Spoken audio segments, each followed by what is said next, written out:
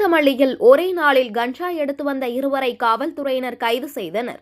பூந்தமல்லி மற்றும் அதன் சுற்றுவட்டார பகுதிகளில் கஞ்சா எடுத்து செல்லப்படுவதாக கிடைத்த ரகசிய தகவலின்படி பூந்தமல்லி மதுவிலக்கு ஆய்வாளர் சுபாஷினி அவர்கள் தலைமையில் தீவிரமாக கண்காணித்து வந்தனர். இந்த நிலையில் பூந்தமல்லி அடுத்த குமணன்சாவடி பகுதியில் போலீசார் கண்காணித்த போது சந்தேகத்திற்கிடமாக வந்த நபரை மடக்கி சோதனை செய்தபோது அவரிடம் கஞ்சா இருப்பது தெரிய வந்தது. மேலும் விசாரணையில் பிடிபட்ட நபர் நீலாங்கரையை சேர்ந்த ராகுல் என்பது தெரிய வந்தது.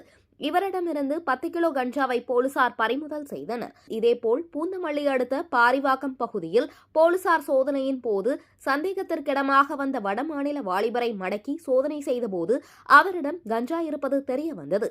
போலீசார் விசாரணையில் பிடிபட்ட நபர் ஜார்க்கண்ட் மாநிலத்தை சேர்ந்த நந்தலால் உரோன் என்பது தெரிய வந்தது. அவரிடம் இருந்து 8 கிலோ கஞ்சாவை போலீசார் பறிமுதல் செய்தனர். ஒரே நாளில் கஞ்சா வைத்திருந்த 2 பேர் கைது செய்யப்பட்ட சம்பவம் அப்பகுதியில் பரபரப்பை ஏற்படுத்தி உள்ளது.